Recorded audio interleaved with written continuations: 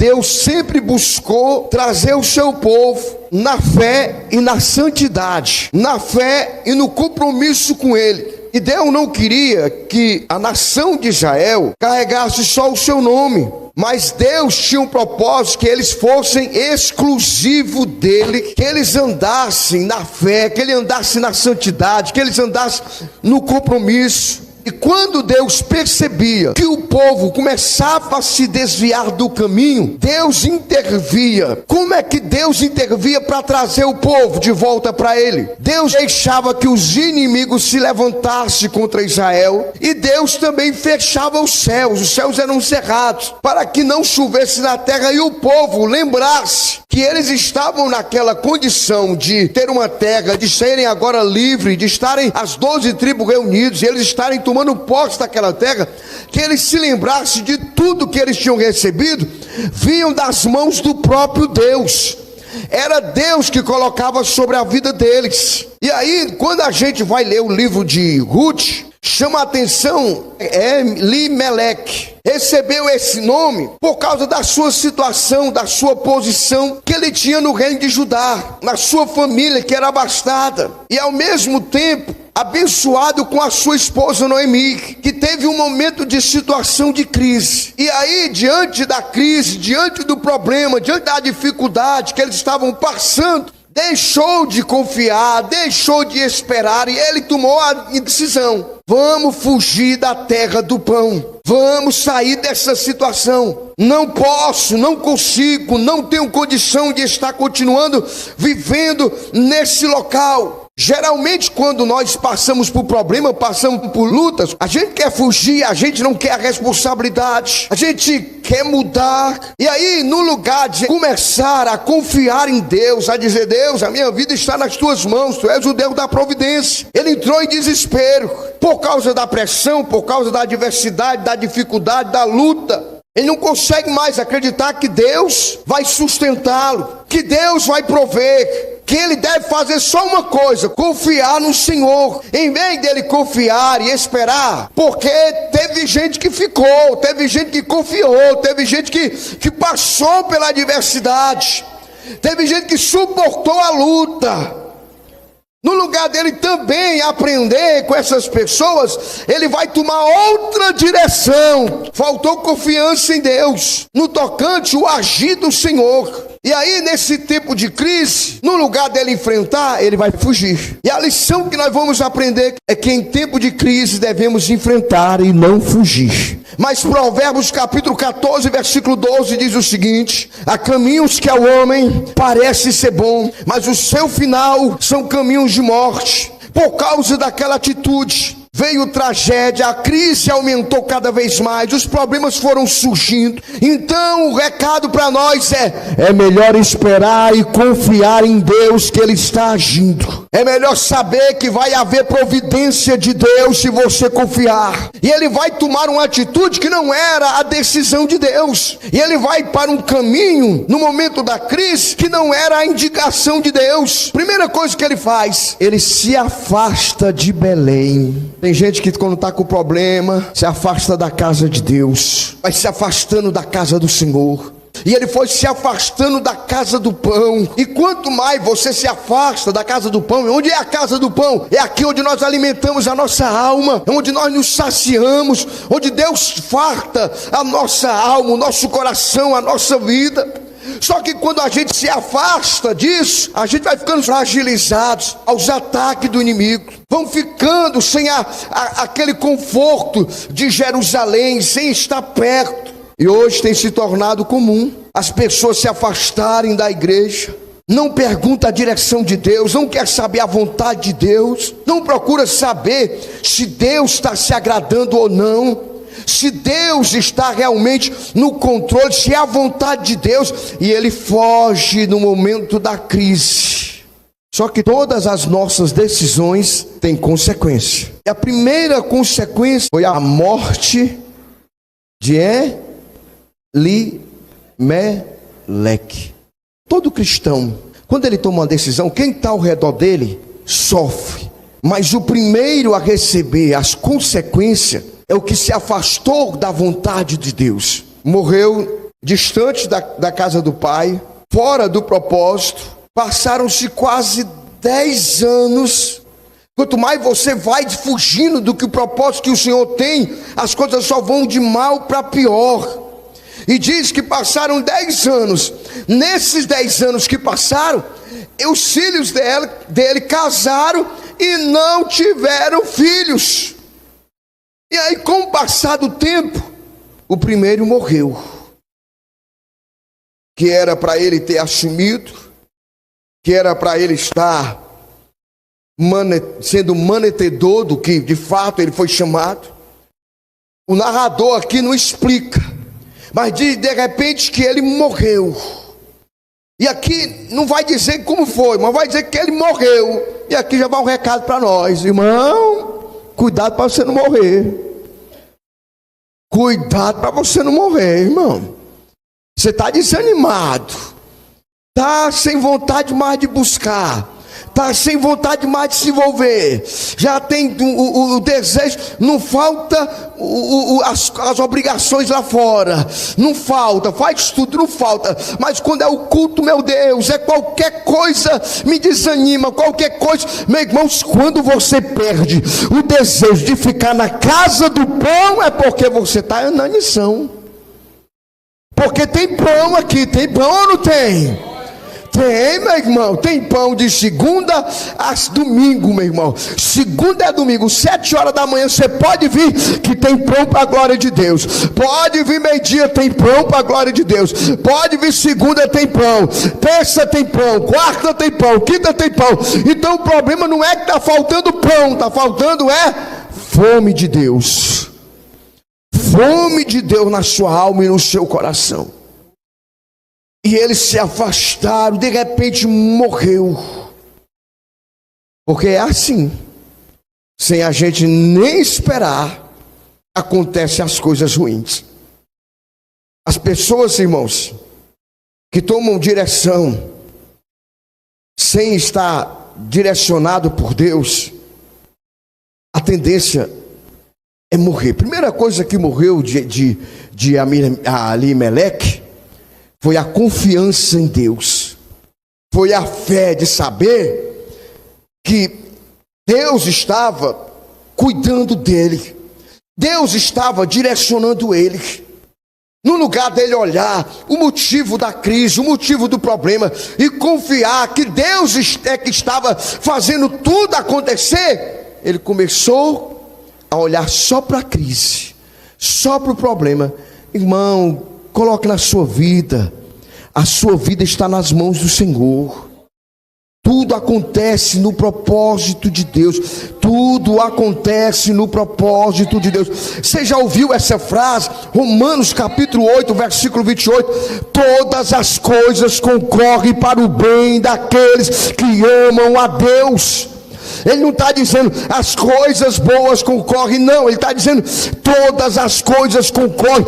Tudo que acontece é o agir de Deus, é o operar de Deus. Por quê? Porque Deus tem um propósito. Deus tem um propósito. Pastor, por que isso está acontecendo? Para você ficar mais crente, para você ficar mais obediente, para você ficar mais santo, para você começar a olhar para Deus, para você começar a se colocar na presença de Deus, para Deus ser exaltado na sua vida. Para isso você precisa confiar. Quem não confia toma sua decisão independente da decisão de Deus. Passa mais um tempo, agora não é mais 2 lutos, agora 3 lutos. Começou com a luta, vem os 3 lutos. Agora não tem neto, não tem comida, se afastou tentando melhorar. Pergunta para quem se afasta do propósito de Deus se fica bom. Pergunta se aquela pessoa que Deus chama, que Deus escolheu, que Deus tem propósito. Pergunta quando ela se afasta. Pergunta quando ela sai do propósito de Deus. Pergunta se está melhor. Pergunta para o irmão e diga assim: tá bom assim? Tá bom? Tá maravilhoso assim? Pode melhorar mais? Cada vez mais se afastando, tá ficando bom? Tem um jovem ali, what's your name? Como tu te chamas? Pedro, olha aí, Pedro. Pedro, onde você vai? Eu também vou. Você não sabe o que é isso, não, mas os outros sabem. Queridos irmãos, e aí você vai percebendo, querido, que foi gradativamente. No lugar dele confiar, ele agiu com confiança de jeito nenhum. Ele agiu na incredulidade. Depois que morre, irmãos.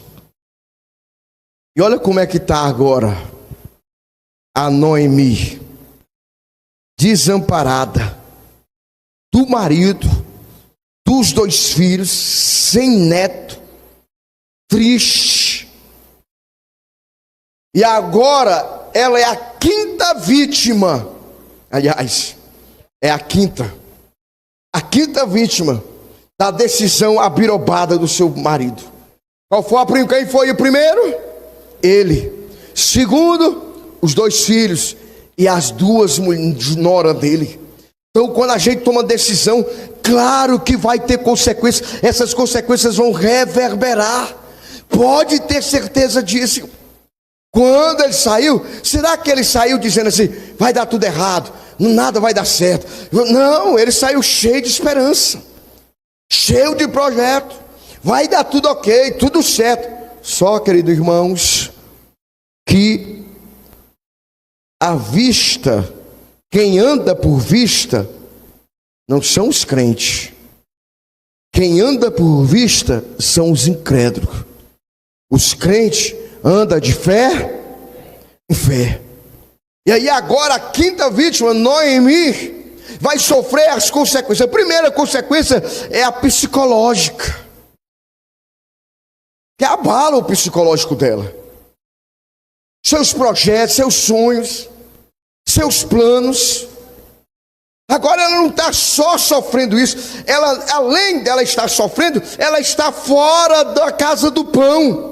Ela está longe do altar, ela está longe da casa de Deus, ela está longe de tudo aquilo, ela está em terra estranha, se sentindo estranho, porque ali não era o lugar dela. Deus tinha um lugar, um propósito para ela e para a sua família.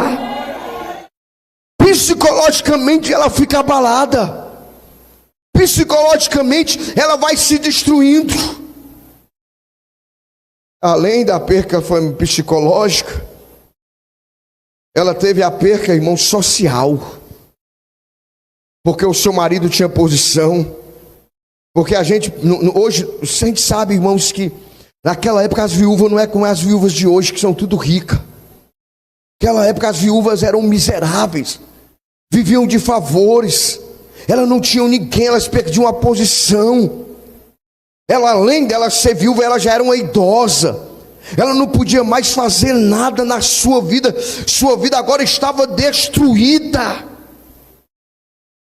Terceiro, vida financeira, totalmente sem nada para viver, sem ter um parente próximo, sem ter nada, nem ninguém do seu lado. Às vezes acontece isso com a gente.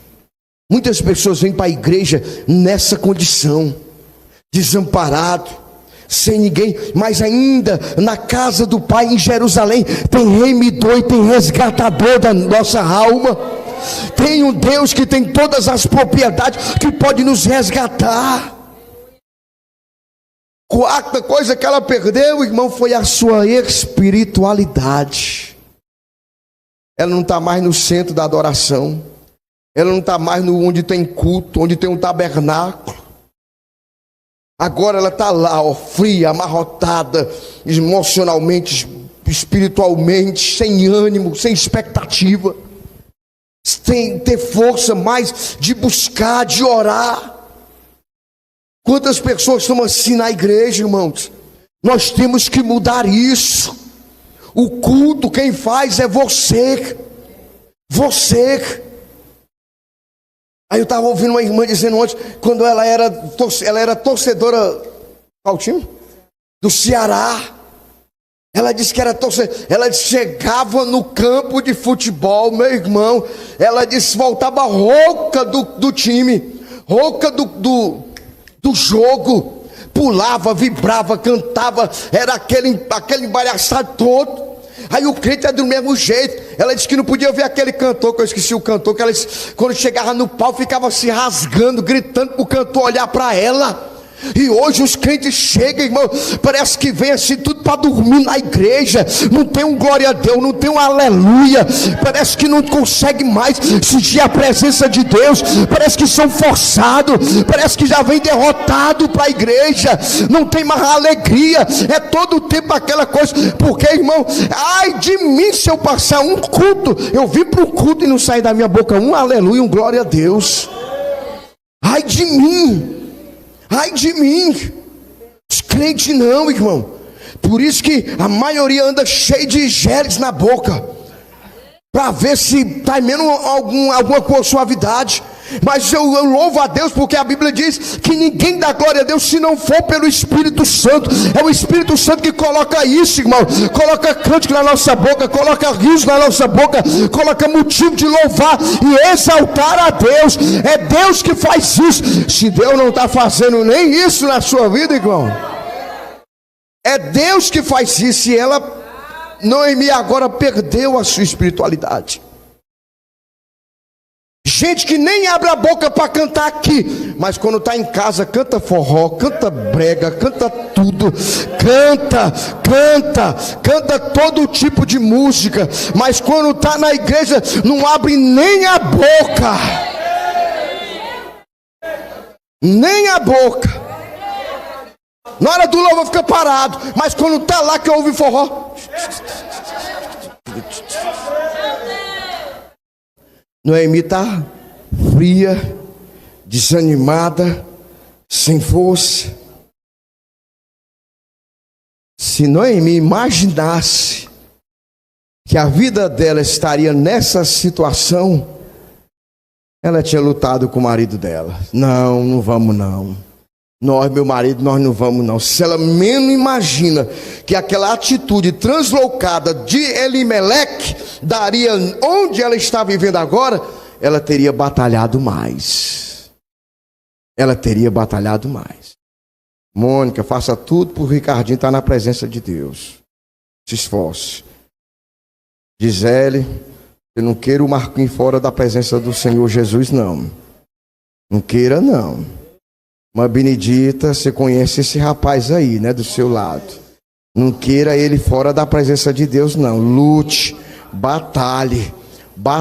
Flaviana, lembra aqui que você era bem gordinha quando chegou aqui. Batalhe. Lute, meu querido irmão. Se Noemi sonha com isso, certeza ela tinha passado o mês inteiro em consagração. Senhor, tinha buscado, tinha lutado. Lute, irmão.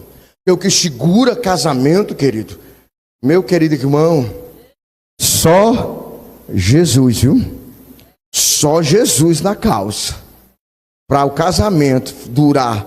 O meu faz 30 anos, vai fazer ano que vem. Se Deus quiser, vamos casar de novo. É o terceiro casamento, glória a Deus.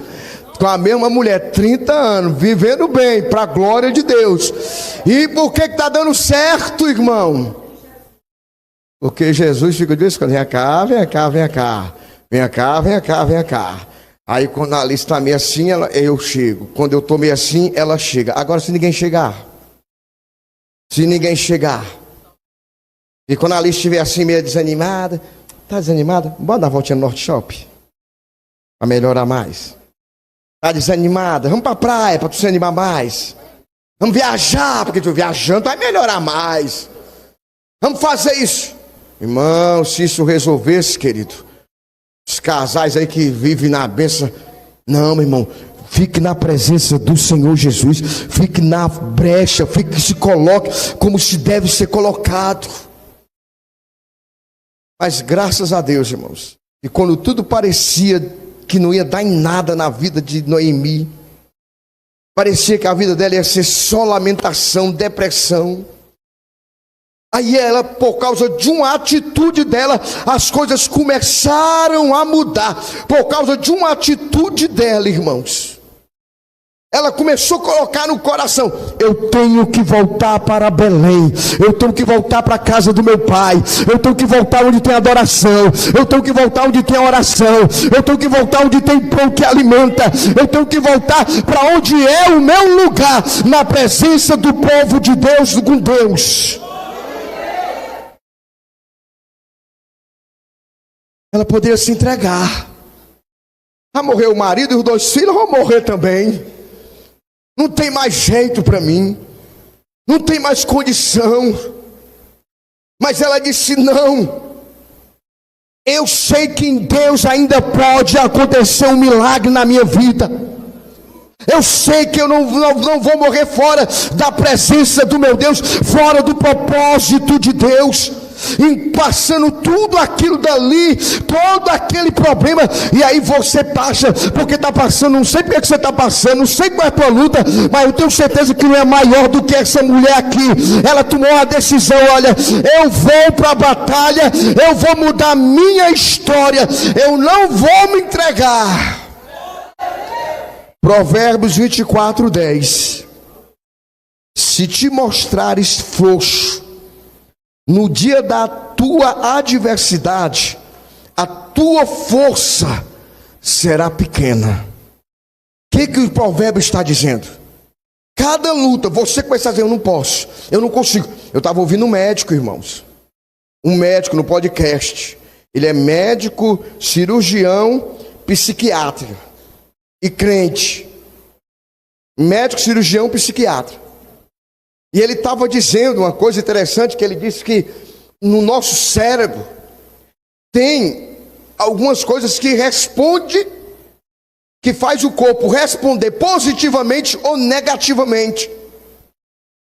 Que se você, diante de qualquer coisa, começar a dizer: aquilo que eu sempre digo por aqui, né? Aquilo que eu não posso, eu não dá, não consigo. Você, o seu cérebro já trava você. Já trava você. E no mundo espiritual, a incredulidade não deixa você vencer pela fé. Porque todas as coisas que a gente conseguiu, que a gente aos nossos olhos era impossível, nós só conseguimos pela fé. Pela fé. Mas se você se mostrar fraco, se você se mostrar vacilante diante das tuas lutas, coloca no teu coração assim: eu vou conseguir em nome de Jesus. Eu vou vencer essa adversidade. Essa adversidade não vai me vencer. Deus vai me dar força. Pode deixar assim, Natan. Pode deixar assim. Deus vai me dar força. Eu vou enfrentar isso e Deus não vai deixar isso me derrotar. Meu irmão, você vai passar por cima, você vai receber a tua vitória, você vai contar para a glória de Deus, com a presença do Espírito Santo de Deus. E essa luta não vai ser nada para você, se você colocar no seu coração isso. Anima-te, foi isso que Deus disse para Josué. Anima-te. É esse ânimo que tem que estar no nosso coração. Nesse coração. E ela viu, porque, irmãos, a Bíblia diz: se teus olhos forem bons, todo o teu corpo terá luz. Ele está dizendo o seguinte: se você sempre enxergar um lado positivo, você sempre encontrará uma saída, sempre você encontrará a luz, você sempre vai ter uma resposta. E ela, em meio àquela tragédia, ela diz: agora nada mais me impede de eu voltar para a casa do meu pai. Em meio àquela tragédia, ela diz: eu sei que eu estou passando por tudo isso, mas se eu for encontrar o meu Deus, alguma coisa vai acontecer. Eu quero voltar para a casa do meu pai, para onde tem pão, eu vou voltar para lá. Ela não deixou que aquilo amarrasse nem prendesse a vida dela. Ela entendeu que havia ali era Deus trabalhando com a família dela. Mas, irmão, só vê milagre quem está vivo. Só vê milagre quem está vivo. Ontem foi um rapaz aquele consagração de presbítero, aí a esposa dele chegou para mim me chorando e disse: pastor, é um milagre de Deus. Há 6 anos atrás, esse homem aí que hoje está sendo levantado como presbítero, pastor, Nós já estávamos assim num beiço de pulga, eu que dizendo agora, né? Já estava tudo acabado, tudo destruído. E quando ele foi consagrado hoje, pastor, eu vejo a mão de Deus, eu vejo Deus agir. Meu irmão, quem está vivo vai ver milagre. Quem está vivo vai ver o poder de Deus. Quem está vivo e espera e confia, sempre vai aguardar que Deus vai mudar tudo, para que o nome dele seja exaltado na sua fé. Ela não se entregou. Ela não aceitou a derrota. E ela foi. As suas duas noras, a Noemi, aliás, a Ruth e a Orfa. Orfa é? Pois é, as duas noras. Vamos lá. E ela toma a decisão, irmão. Eu não vou me entregar aos traumas, não. Não vou me entregar aos medos, não. Não vou me entregar às tragédias, não. Irmão, deixa eu dizer uma coisa para vocês aqui. Nossos pais tiveram responsabilidade para as nossas vidas. Seus pais teve responsabilidade nas suas vidas por um período de tempo. Se eles foram bons pais, glória a Deus. Se eles erraram com você, se eles marcaram a sua vida errada, enquanto você era pequena, enquanto você era pequeno, criança, adolescente, a culpa era deles. Agora que você já é adulto, a decisão é sua e o teu passado não tem mais nada a ver. Basta você apagar ele, começar a estruturar teu presente e projetar o teu futuro. Não pode mais jogar nos teus pais, nos teus parentes. Lá atrás eu sou assim por causa disso. Não. É você. Noemi podia muito bem dizer assim: foi meu marido, culpa foi dele. Ela disse: não. Ou eu tomo a responsabilidade da minha vida, ou eu tomo a atitude agora e volto aqui, senão eu vou morrer aqui fracassada. É isso que Deus fala para você. A responsabilidade é sua. Você toma. E ela se levantou com as suas noras, irmãos, e ela saiu daquele trauma, saiu daquele medo, saiu daqueles abalos psicológicos, saiu daquela tragédia, e ela retornou. Verso 7 diz que ela retornou. Assim ela saiu do lugar onde havia morado. As suas duas noras estavam com ela, caminhando, voltava para a terra de Judá. Irmão, retornar nem sempre é fácil, viu? Recomeçar, retornar, voltar. E ela de luto, passando aquilo tudo, abraçou as suas noras, disse: olha, vamos se despedir aqui. Vamos aí para o versículo 10 aí para a gente.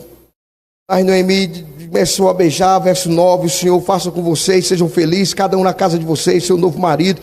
Deu um beijo de cada uma delas, porém começaram a chorar alto. Choraram as duas noras e lhe disseram: não, nós iremos com a senhora para o junto do seu povo. Mas Noemi disse: voltem, minhas filhas, porque vocês vão comigo? Vocês acham que eu tenho um filho para dar para vocês ainda, que se case com vocês? Volte, filha, vão embora.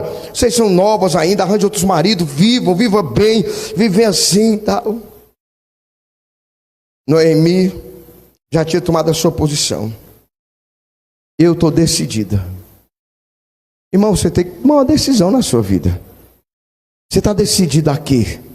Decidido a ser que tipo de cristão você está decidido a ser? Tipo de servo de Deus você está decidido a ser? Ela tomou uma decisão, disse: eu vou voltar. Aparentemente, irmãos, parecia uma coisa assim inadmissível ela voltar só, mas ela estava disposta. Aí as duas noras disseram: não, nós vamos contigo. Olha como as amizades influenciam, irmão. Olha como as amizades influenciam. A Ruth recebeu uma boa amizade. Por causa daquela amizade que tinha de uma serva de Deus, ela abandonou todos os seus deuses, moabita. E ela disse: olha, por onde tu for, eu vou. O teu Deus é meu Deus, o teu povo é meu povo. Agora eu estou contigo. Por causa dessa decisão, ela se tornou a bisavó de Davi.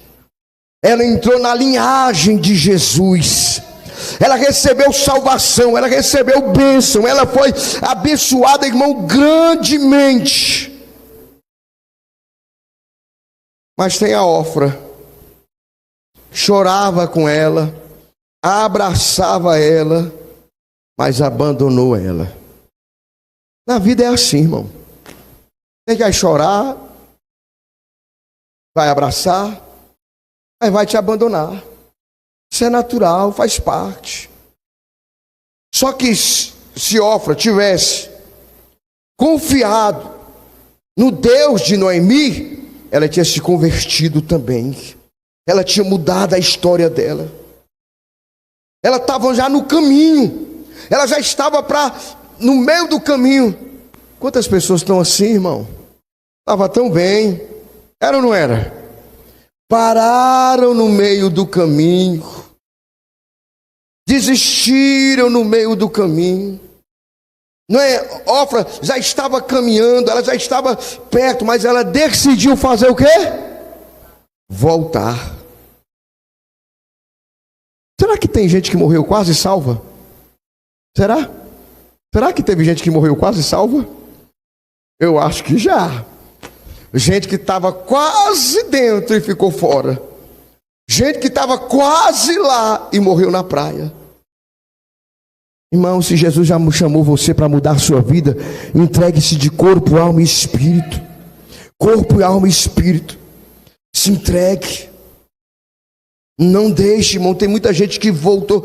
Eu já conheci, tinha um homem aqui, querido. Um homem aqui, ele é a esposa dele. E eles, isso é natural. Ontem a gente ouviu isso lá na pregação daquele pastor. É natural. Aí ele se aborreceu. Saiu da igreja, foi para a igreja daqui, depois foi para a igreja dali, foi para dali. A última vez que eu encontrei com ele, não, com o irmão, o irmão disse assim para mim, que tinha conversado com ele, ele disse: tu ainda está com essa besteira de acreditar em Deus? Deus não existe não. E ele chegava, irmãos, a dar saudação no púlpito. Deus não existe não. Tudo começou com um problema. Aí as pessoas se afastam assim.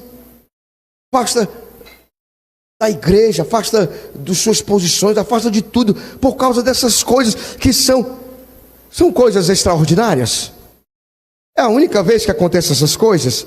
Sempre existiu e sempre existirá. Não é novidade nenhuma isso. No mundo tereis aflição. Sempre é assim. Sempre vai ser assim.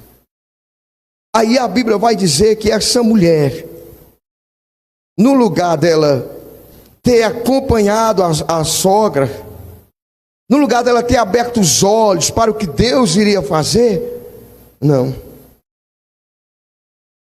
Ela decidiu voltar. E as nossas decisões decidem os nossos destinos. Ela decidiu voltar para a idolatria. Enquanto um abandona, a outra vai. Mas quem quer buscar Jesus não volta para Belém sozinho. Ruth se apega a ela e ela vai. Quando Noemi chega lá, irmãos, Noemi que era rica, Noemi que o marido dela tinha posição, o pessoal já tinha tomado conta das coisas dela, porque é assim, viu? É assim. Toda vez que você sai da tua posição, vem outro e toma. Não vá pensando que vai ficar. Não. O marido dela deixou as terras, vieram os outros, tomaram tudo que ela tinha. Ela volta e fica sem nada. Agora, irmão, difícil para ela, né? Até agora que vim humildemente. Meu irmão, tem gente, querido, que para se humilhar, para agir com humildade, precisa de muito poder de Deus. Pegue na mão do homem, do que está do seu lado, da pessoa que está do seu lado, levanta ela e diga: se você deixar, aí Deus faz. Levanta aí e diga: se você deixar, Deus faz. Mas se você não deixar, meu bem, você vai continuar do mesmo jeito. e não volta para onde Deus tem para você ficar.